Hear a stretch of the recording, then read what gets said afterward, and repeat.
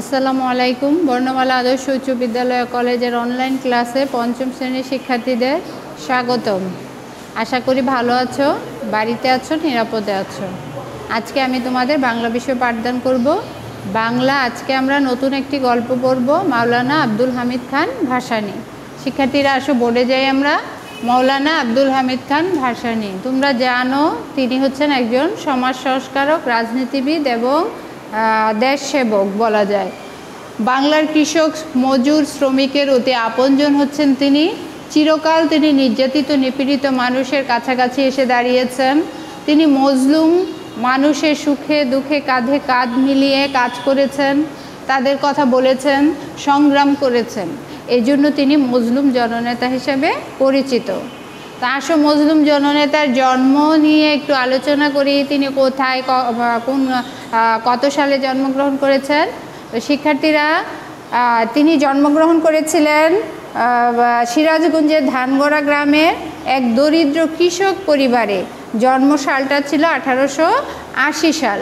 তিনি সেই সময়ে, যে সময় জন্মগ্রহণ করেছেন সে সময় ব্রিটিশ যুগ বলা চলে, অর্থাৎ পাকিস্তান, ভারত এবং বাংলাদেশ তিনটা রাষ্ট্র একত্রে ছিল তখন। তো সেই সময়ে তার বাবার নাম ছিল হাজি শরাফত আলী খান এবং মায়ের নাম ছিল মুসাম্মদ মজিরন বিবি।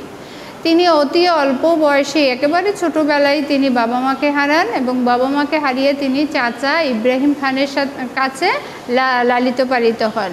ইব্রাহিম খান তাকে মাদ্রাসায় ভর্তি করে দেন এবং এই সময়ে তার এই মাদ্রাসায় পড়াকালীন সময়ে তিনি ইরাক থেকে আগত এক পীর সাহেবের স্নেহদৃষ্টি তিনি লাভ করেন। পীর সাহেব তাকে দেখে তার মায়া হয় এবং তার শিক্ষা গ্রহণের জন্য তিনি ভারতের দেওবন্ধ মাদ্রাসায় তাকে পাঠিয়ে দেন। তো সেই দেওবন্ধ মাদ্রাসায় অধ্যয়নকালে তিনি দেশ সেবায় বা দেশাত্মবোধে উদ্বুদ্ধ হন, দেশের প্রতি তার ভালোবাসা জেগে ওঠে।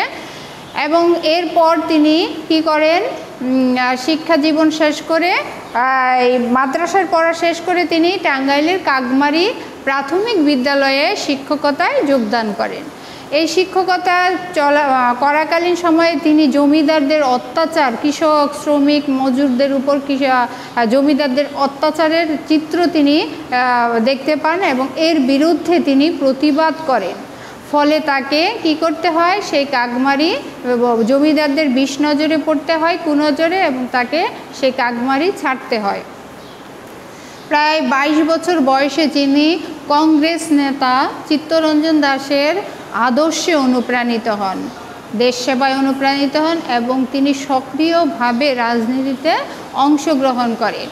ফলে তিনি অসহযোগ আন্দোলনেও যোগদান করেন। আর এই কারণে তাকে কারাবরণ করতে হয়। দীর্ঘ 17 মাস কারাভোগের পর তিনি জেল থেকে মুক্তি পান এবং 1924 সালে তিনি কি করেন, 24 সালে তিনি নির্যাতিত মানুষকে সাথে নিয়ে সিরাজগঞ্জে এক জনসভায় ভাষণ দেন। নির্যাতিত মানুষদের পক্ষে তিনি ভাষণ দেন, তার জমিদারদের নির্যাতনের চিত্র তুলে ধরেন। ফলে তাকে কি করে, সেই ভাষণের জন্যই নিজের জন্মভূমি তাকে শেষ পর্যন্ত ছাড়তে হয়। অবশেষে তিনি আসামের ধুবড়ী জেলার ভাষাঞ্চরে কি হয়, মানুষদের নিয়ে বিশাল প্রতিবাদী সমাবেশ করেন এবং এই সমাবেশেই তিনি মানুষদের অধিকার, জমিদারদের অত্যাচার সব কিছু তুলে ধরেন। ভাষাঞ্চরের মানুষ তাকে ভালোবেসে নাম দেয় ভাসানী। শিক্ষার্থীরা, সেই থেকেই তার নাম হয় মাওলানা আব্দুল হামিদ খান ভাসানী। ভাসানী নামটি বাংলার মানুষের হৃদয়ে চিরদিন মানুষ শ্রদ্ধা ভরে স্মরণ করবে এবং অমর হয়ে থাকবে। তো মাওলানা ভাসানী এইভাবেই তার রাজনৈতিক জীবন অতিবাহিত করেন। এরপরে তিনি মূলত নিপীড়িত মানুষের জন্যই সারা জীবন তিনি কাজ করে গেছেন। তিনি ভাষণে বলেছেন যে আমি খেটে খাওয়া মানুষের কথা বলি। এখানে খেটে খাওয়া মানুষ হচ্ছে তারাই যারা খেতে খামারে, কলকারখানায় কাজ করে, এদের অধিকারের কথা তিনি বলেছেন।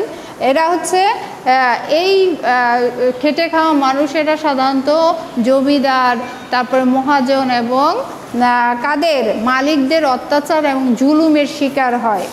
মূলত সারা জীবন তিনি নিপীড়িত মানুষের জন্য সংগ্রাম করেছেন।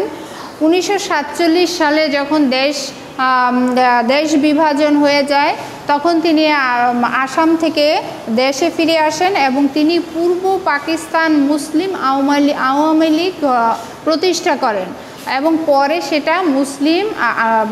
পরে সেটা বাংলাদেশ আওয়ামী লীগে রূপদান করে, এর নাম হয়। তো শিক্ষার্থীরা 52 সালের ভাষা আন্দোলনেও কিন্তু তিনি সরাসরি অংশগ্রহণ করেন। এই পরবর্তীতে আরও আন্দোলনে তিনি যোগদান করেন। আমরা পরবর্তী 54 নির্বাচন, তারপরে 57 সালের কাকমারিতে যে জনসভা হয়েছিল তার ভাষণ, পরবর্তী ক্লাসে আমরা এগুলো নিয়ে আলোচনা করব শিক্ষার্থীরা। আজকে আমরা সংক্ষিপ্ত আকারে তার জীবনের অর্ধেকটা নিয়ে আলোচনা করলাম। বাকি অন্য ক্লাসে আমরা আবার পরবর্তী বিষয়টা নিয়ে আলোচনা করব, পরবর্তী তার কর্মজীবন নিয়ে আলোচনা করব এবং রাজনৈতিক জীবন নিয়ে আলোচনা করব। সে পর্যন্ত সবাই ভালো থাকো, সুস্থ থাকো, আল্লাহ হাফেজ।